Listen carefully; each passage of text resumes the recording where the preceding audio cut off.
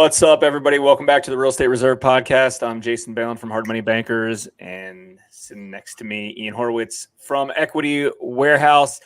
A lot has changed in the digital world the last few months. OpenAI introduced ChatGPT. That's definitely going to be a topic that we are going to discuss on today's episode. But we wanted to go through automation hacks, some outsourcing, some other kind of digital resources that Ian and I have been using inside our businesses separately. We obviously communicate a lot, even though we have separate businesses, and we share a lot of resources and vendors and tools and things like that. So we're going to go through some of those today and hopefully, take notes, and hopefully you can get a few good takeaways for your business. Yeah, no, I'm excited. I remember just a few weeks prior to all this Chat GPT crap and everybody going all in and everything. I sent a reel to Jason, and there was this guy, real estate guru, but whatever. It was this guy who was up on stage. He's like, you know what I do? I record a video. I'm going to take that video and I scrub out the context of it, and I transcribe it and I stick it in Jasper. And then I tell Jasper to take this video that I just made, this long form content, and I turn that into an email. And then that email then I put it back into Jasper, and then I turn it into a blog post. And then I take that blog post, I put it back into Jasper, and it becomes a Facebook post. And then I take that Facebook post and I put it into Jasper again, and I turn it into a Twitter post. I was like, yo, dude, mind blown. Of course, typical me. I'm like, I got time for that. I'm not going to do all that. And then a few weeks later, boom, here's ChatGPT, and it has been, I don't want to say a godsend, but it's been an eye-opening experience, especially for someone like me who's not good in the writing space. I feel like I've been more consistent with emails now, mostly because like this morning I sent an email out, but I sent it out. I wrote the actual context to it, and then I asked the AI to proofread it, because when I asked my wife to proofread it, she yells and screams at me, and then it turns into a big fight. I stuck it in AI, and it made a bunch of great edits. I was like, wow, that's exactly what I wanted to say. And, I don't know. It's just crazy to think. Yeah, well, and the funny thing is I'm pretty sure the tool Jasper was an OpenAI. That's where the tool came from anyways, because OpenAI and AI has been around for a long time. It just didn't have a consumer interface like it does now into ChatGPT. And there's a lot of more advanced, cool things that you can do. Some folks inside our operation, they use Podio, and they built out a way that inside their Podio app, they can just, put the queries of, hey, 10 benefits of using a hard money lender, for instance. And then it spits out, it pulls through their API platform instead of through the consumer dashboard that everyone's probably used to.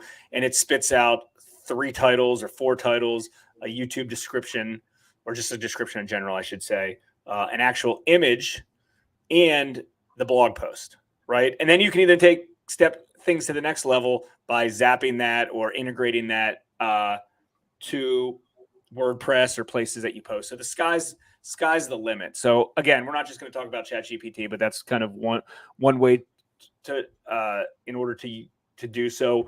We'll regroup on that with some of the ways that some of our virtual assistants and outsourced employees are using it for some of the content, because it's great. It potentially can take someone who understands the context of the text, but maybe English isn't their first language, and they can, put their article into there and, make it a little bit more adaptable to folks reading it. Let's talk about should we talk about how we generate lots of reels, each of us, and our short videos without either one of us having to do any of that?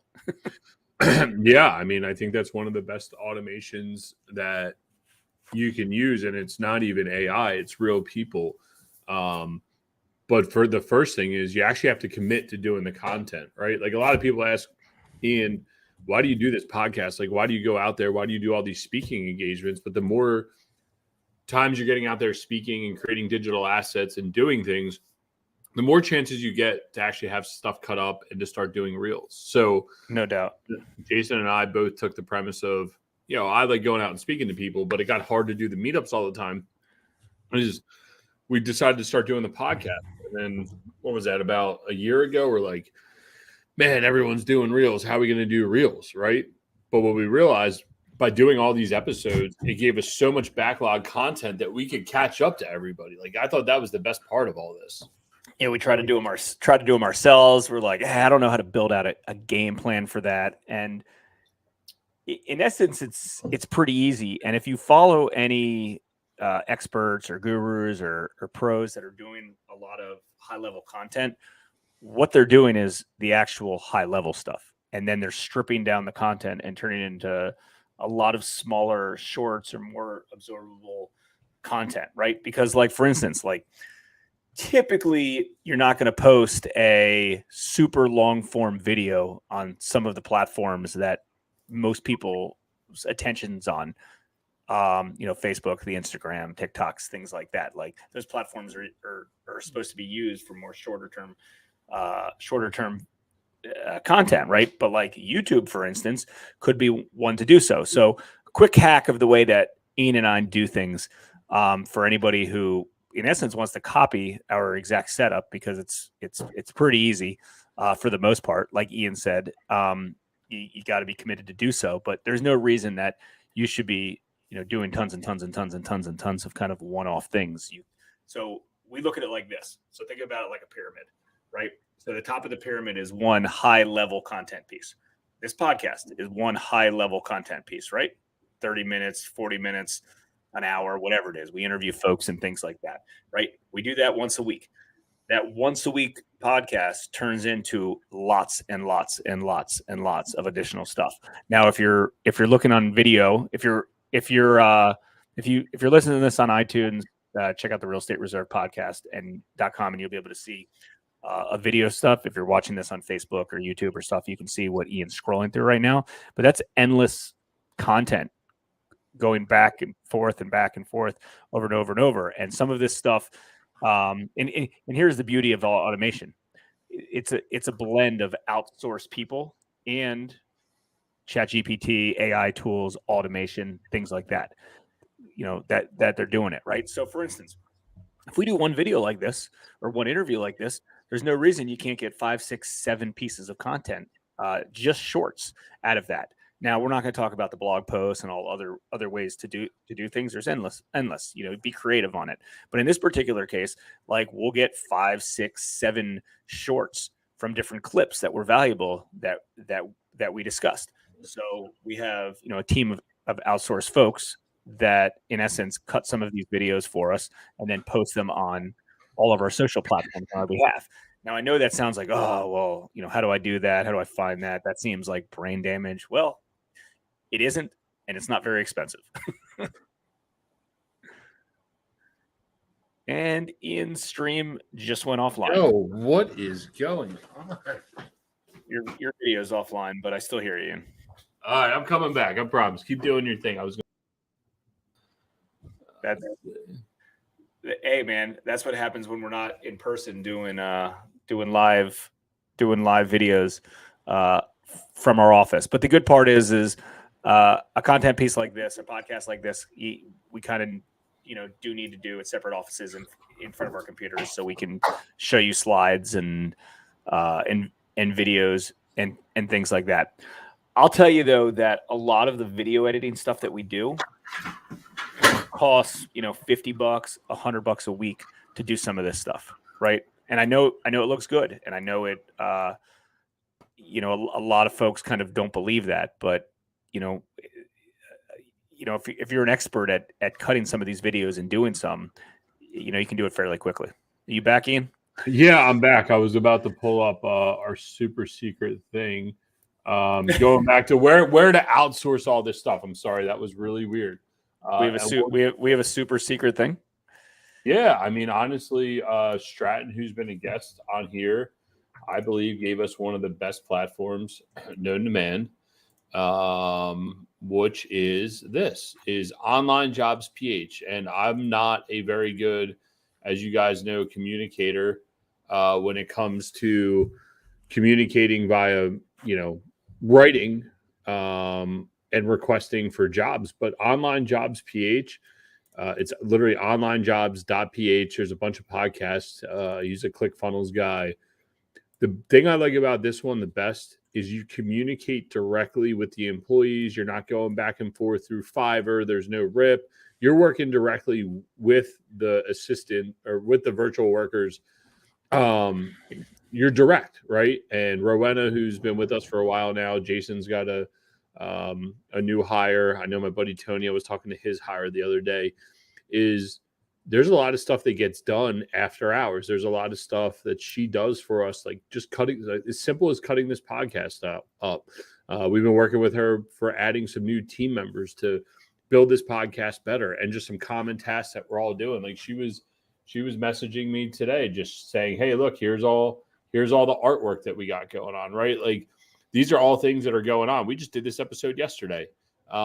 And these are just the little things, and it doesn't take a lot to do. And I think a lot of people get overwhelmed with what it takes to do these things, because when you watch Gary Vee, Grant Cardone, name all the big boys, dude, they got film crews around all the time. They have literally a full floor, a full office of people doing this, and they're trying to sell. They're trying to do something.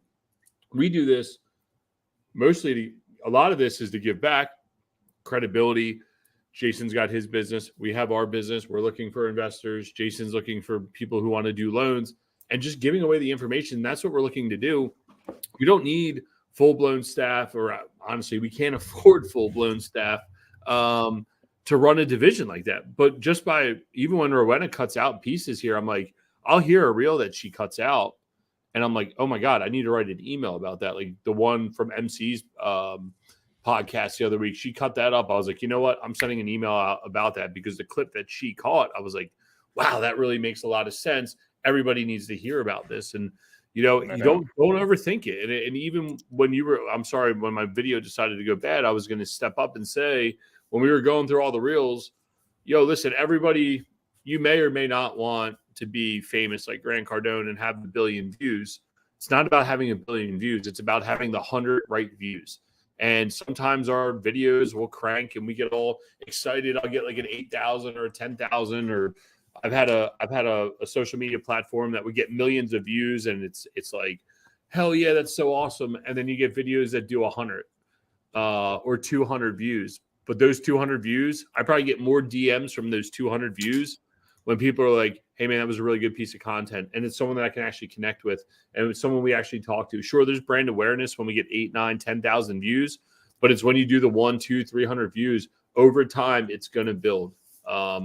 And the viewership, it's not so much about the quantity, it's about the quality of the viewerships that you have. Yeah, exactly. Every eyeball counts. You got to start with one and work your way up. Most of us are in a pretty niche business in general. So like, if you're Gary Vee or you're somebody who hits the masses nationally and internationally, like in essence, you're going to get a lot of views. Like I don't need to get a lot of views. I want to just be in our home territory where we lend at. Like that's our goal, right? The thousands of local real estate investors, like that's what I care about. If I can get 10 really, really good local folks, to engage and watch the video and get value from it, it's a long play. That's the other thing. I think a lot of folks, when they think of marketing, they need like initial or immediate gratification, where I'm going to put $1 in today and I'm going to get $2 out tomorrow. In essence, that's great. And if you have marketing campaigns to do so, that's fine. But a lot of digital marketing, besides obviously PPC, is long play. It just is. Right? Like someone reaches out to you because they saw a video that you made 3 years ago and said, oh, wow, I just saw that. The good part is it's it's everlasting. It's out there forever. So that's a good thing. And it's people get overwhelmed. I think that's really what makes it. It's like, hey, I'm running a successful business. I don't have time to do any of that stuff. And it's like, well, guess what? We don't have any time to do that stuff either. Like, no, everyone's got that excuse, but we still do it. We make it important. And here's the thing: by doing it the way that we're doing it, really it takes an hour a week. Everyone's got an hour a week to do the high level stuff. Nobody's saying that you should, stay up all night and cut videos and write blog posts and stuff like that. Utilize help to do so. And it's not all that expensive to do so. It's not even that you don't have the time to do it. It's most likely you don't want to do it. You don't cut the time out. You don't carve it up to go and actually take the time to do it because you don't want to do it or you get too overwhelmed with it. Whenever I talk about funnels, I'm like, yeah, Jason, I got this idea for this funnel. And he's like, yeah, do it. And then I start getting into it and I'm like, I love the idea of this funnel, but I'm not going to fucking do it. It's just not going to happen. I don't have the patience. I don't have the time. When I go to write emails, I don't have the time. It's not that I don't have the time. I don't like doing it because I'm not a good writer. I'd rather get on here, talk with you guys, have this podcast, and then let all this content flow off of this one podcast. So no doubt. And I think that people, when they're talking about AI, I think you need to realize how AI fits into you and utilize as a tool. The same way we all talk about wholesaling, owner financing, hard money, syndications, LP investors, self-storage. Like, what are you investing in? Like, where do you fit in this whole thing? You need to figure out how AI, virtual assistants, staff members, what you want to portray to everybody fits into this whole piece of this puzzle and what your strengths and your weaknesses are. Yeah. And also, I think you should be well aware of tasks that you're doing on a regular basis that you can automate in general. I think a lot of folks don't do that. And they're like, this is a pain in the ass. Well, if it's a pain in the ass, figure out a way to automate it. You can automate it by somebody else doing it, or you can automate it by software to doing that. I think I've shared some videos back in the day of some of like, just to some people, this might sound easy, but to some people, this is like revolutionary, related to a lot of like the Google and Gmail suite of hacks have in place. Like something as easy as like autoresponders, right? Like if you get an email that you need to write that same email back to somebody, like the same, in essence, template more than 3 times, you need to automate that and you need to create a template, right? So like step 1 is create a template inside Gmail, right? So it's like, hey, what are your lending criteria, right? Like, let's say I get that general email, I get 30 times a day, right? Have a template for that.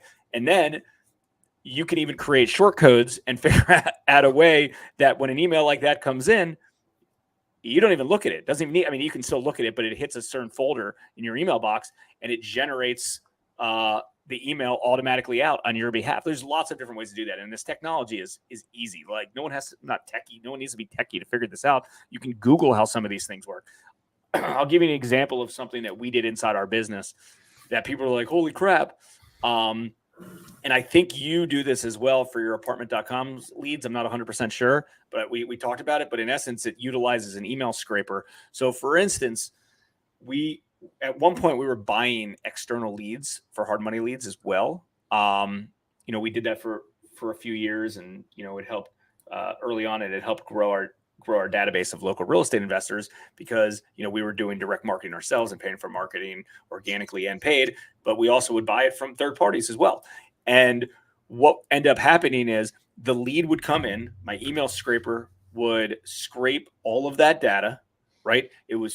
It immediately, like, because the emails would go to a certain email address, Gmail, and this is their Gmail, right? No crazy software. It would then push it into our CRM. After it was in our CRM, it would put them on an email autoresponder sequence. So the first name was like, hi, Ian, thanks for reaching out. I'd love to help you. This is what we do. If you need anything, call me directly. Jason at Hard Money Bankers. It would send them a text as well. And then they were in our database, tagged that way, right? So like, in essence, we're having conversations with potential clients without doing anything. It's just creating the system. First, it's brainstorming the idea. Second, it's creating the system to do so. And pretty much all of this stuff at this day and age is free, if not extremely inexpensive. Yeah, that's real simple. A little ninja work on Zapier and a couple YouTube videos, and you can have your own leads being generated, scraped, redistributed to wherever you want. And if you get really good with Google Sheets, Monday.com, one of those types of things, you can 100% get in there and automate a lot of your lead gen and utilize that. Another thing that we do from an automation standpoint is not only the apartments.com leads come in, most of these email platforms, actually I was just talking to Carl about this today, of what email platform we use is mostly for the automation on the back end. So if we get a new investor that comes and lands on our webpage at equitywarehouse.com and you do the case study, well, depending how far you went into the case studies is going to depend on what type of email follow you get up. You're going to get behind that. And the email follow-up is, again, it's not that we want to spam people. You're educating people on what you do inside your business. So if you're a wholesaler, you might think, well, why would I want to nurture my leads through email and explain to them who we are and what we do? But you got to remember, this is a long game. Everything you do in marketing, everything you do with this, it's a long game. I mean, we're 50, 70, 80 episodes in. We're approaching the 200 episode mark. When we first started this, again, it's credibility. When we first did it, everybody talked shit. Oh, you guys look like idiots, whatever. Like, you guys don't get any views on your podcast. But now on every platform, we're getting a few hundred views, not to mention we get all these reels that are cut up that are getting us a few hundred more views on top of the already couple hundred views we were getting. So someone comes into your ecosystem and you need to send them an email. It doesn't matter if you're a wholesaler, you're trying to get a tenant to lease. You need to figure out what the life expectancy of that lead becomes, because you don't know what it turns in to tomorrow. So for us, we get a self-storage lead. We have less than a 24-hour window to try to close them. After 3 days, they're dead to us. An apartment lead or a renter comes in, we usually have a 5 to 7 day window, probably after 30 days. Like, we hit them hard in 5 to 7 days, 30 days, most likely they're dead to us, right? Because they're going to find another place and we're going to just bump them annually. Then for our investors that come through the front door, I'm not hammering them hard day one. I'm slowly but surely nurturing them over a long period of time, meeting them in person, grabbing a cup of coffee, sending an email that triggers them to reach out and say, hey, just wanted to say hi. I've been reading all your emails. That is not a hard sales game. That is a very, very long game there. And we just nurture and educate people what we do. And as soon as you start selling, people call it out. As soon as you start lying online, people call it out. It is very easy to be called out. So you need to be transparent with what you're doing online and what you're sending out in writing to go from there, so. Yeah, no. Yeah, exactly. I mean, there's so many different variations of this. I mean, I'll tell you, I feel like over the years, I've learned and created habits on, to teach myself ways to do some more automation, other things that we can outsource. We're constantly looking for things to outsource. I'll give you one little behind the scenes thing that Hard Money Bankers is doing is, as I've always felt that I've been piecemealing like third-party providers together. And I'll give you an example, like graphic designers, video editors, ad managers, social media posters, anything, right? Like, where's my list right here. So I was like, I need to, in essence, create my own little HMB agency, not because I want to digital agency, not because I want to, do that for other clients. I want to do, or other business owners. I want to do that for ourselves. Have that in place. So so one of our recent hires was a Facebook ads manager. I mean, we've been running our own Google AdWords in-house since 2007 or 2008. We've been running ourselves. Yeah, we have, a rep at Google that helps us and some other things. But imagine if you have somebody kind of in-house, when I say in-house, us personally, my partner Chris has been doing it. I did it and he did it, and he's been doing it for the majority of the time now. But imagine if you have some of these people in-house. Here's a list of some stuff, like a Facebook ads manager, a podcast editor, multiple video editors, social media posters, designers, things like that. And all of these things can be had pretty inexpensively if you're kind of set up to do so. And there's no reason why, we shouldn't do some of those things. And you share the expense, and you share the resource, and you share the tools with other friends and other business owners. Ian and I share resources and vendors all the time. I'll give you an example. we've had one guy who's worked for us for about 10 years, which is a designer and like a WordPress editor, and he can do website design. Like that's always been a big thing. So I don't have to do half of that crap. Or if I don't, I can, he's for the most part on salary. He's outsourced, but he gets paid weekly. Ian had this really cool self-storage book that, or self-storage, what was that thing? Pamphlet, Ian, that self-storage Word doc. How long was that? Oh, it wasn't long at all. Yeah. Bring that up on the screen. Yeah, but anyways, Ian was like, hey, this is my free giveaway at this event that I'm speaking at. And I was like, give me that piece of crap. Like, because the content was good, but the graphic wasn't there. And I had, I'm constantly looking at ways to keep some of these guys busy. So I was like, give me this. I'll get this back to you in 2 days. So I sent it to one of our guys, and, he turned a regular Word doc into this. If you're watching this, Ian literally took himself offline, but I can still see his computer. Why does my camera keep dropping? I don't get it. Hey, scroll through that. If you're tuning in on iTunes, you're gonna have to, and you want to watch this, it's at realestatereservepodcast.com. So he turned it into a book. Zoom out, like, just so you can, do that, like that. So anyways, again, it was a free giveaway that he turned into making it look a little bit more professional. So like, and this is somebody that, we pay, whatever, $100 a week to do stuff. And this, cause that, that's what works. So I don't know. I think it behooves everybody to consider doing stuff like that. And again, if you have enough work and you want somebody in-house, bring somebody in-house. But I think as you grow, everyone's like, oh man, who am I going to do for this? Or who am I going to do for this? Or I don't want to spend $5,000 to do a commercial or a video or things like that. So you got to be creative, right? I'll give you another example. Ian did a live event recently, and he hired one of our buddies, videographers, because, he needed a videographer to do the event. And he was like, hey, just do me a favor. Just pay him what I would have paid him for the week, and you can have him. Right? Like, great source to do so. So I think if everyone's sharing ideas, sharing vendors, resources, it goes a long way. All right, let's wrap this podcast up here in a second. Any other automation hacks that are kind of like cool that you think everybody would get value from? No, man. I think if you're creative, you can get out there and go figure it out. I mean, again, I'm not super sophisticated.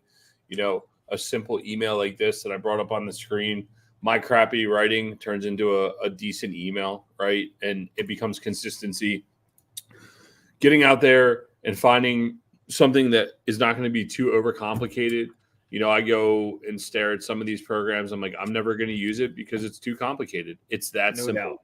No doubt. Going out simple always wins. Oh yeah, in this industry of marketing, KISS always wins, dude. Keep it simple, stupid.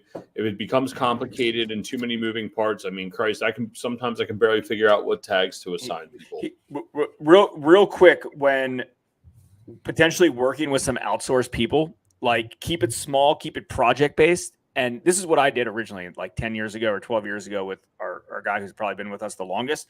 We did project stuff, logos, designs. I don't think we were even doing Facebook ads. I don't even think that was Facebook ads that big back then. But we were doing kind of one-off stuff, and it'd be like $5, $10, $25, whatever it is. Right? It's a pain in the neck.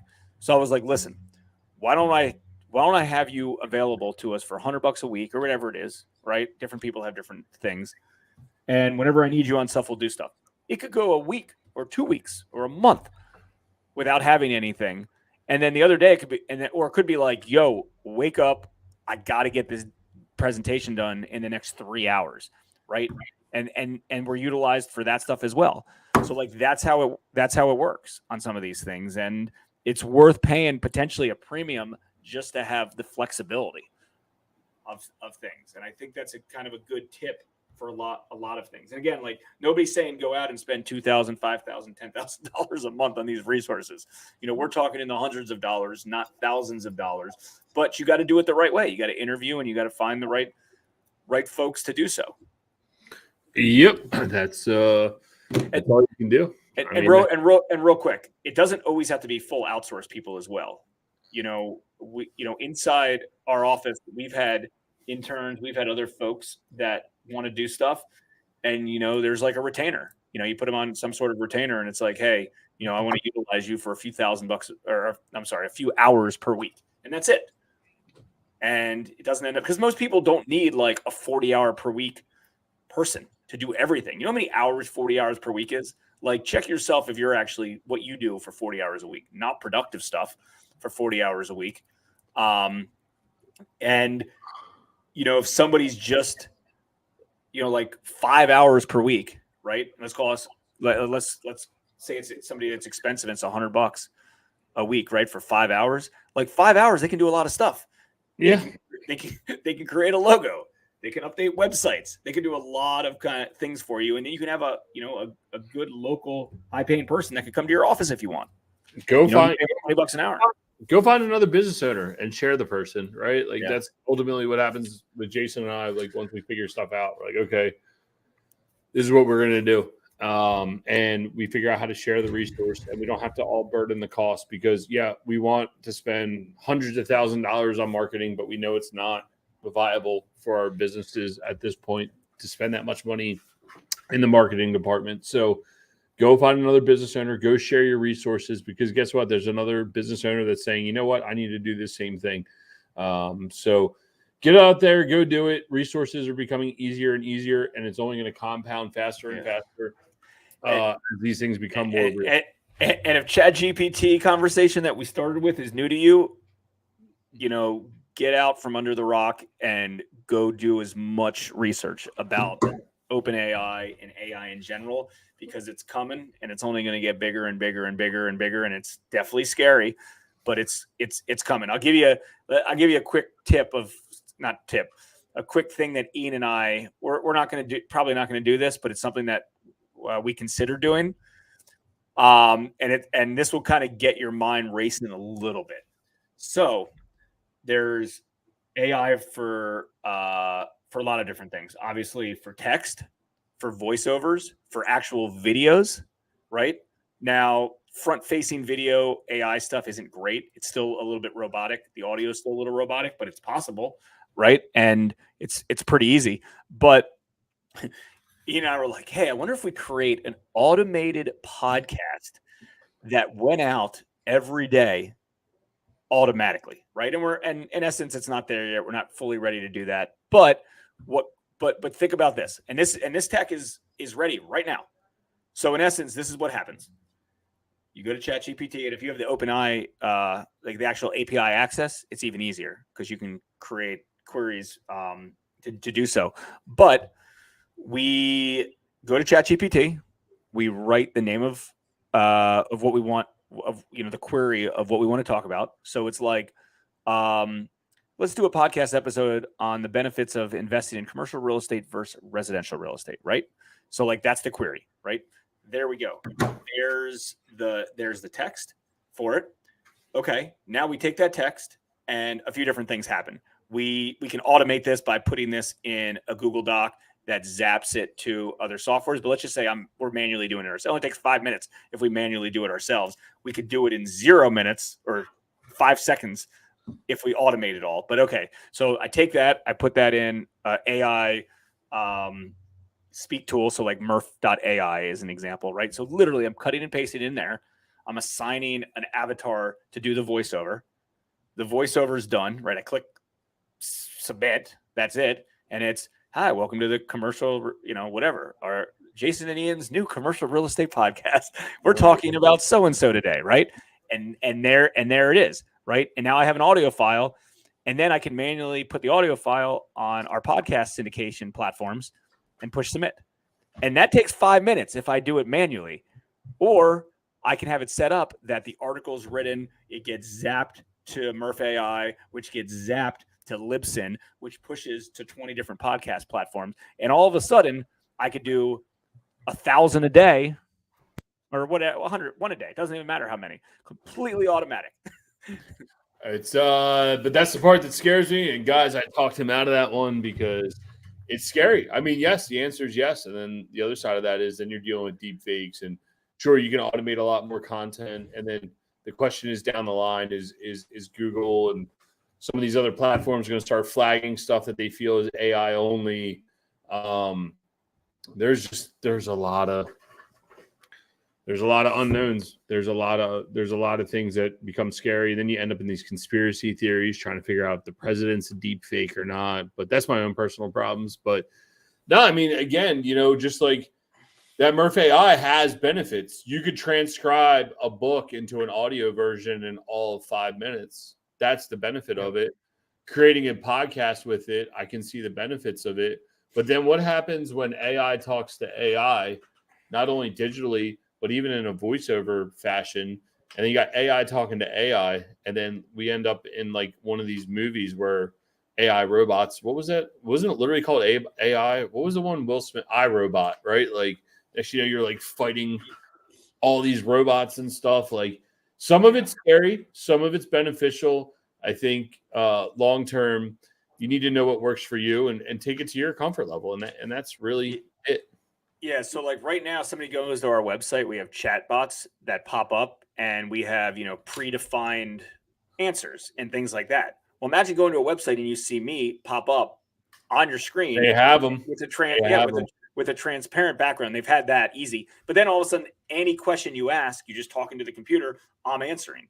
You're talking to a deep fake, and now Jason Ballin's in 87 locations at once, and he's talking to 100 people. That's real. You got to, but here's the point. This is what sums up all of this. You got to brainstorm and be creative and think about ways to be advanced and do things that your clients aren't doing. Right? Like, have you ever gotten the videos from people that are like addressed to you? So to be like, hey, Ian, open this. And then you click on it and it's like, hey, Ian, this is so-and-so.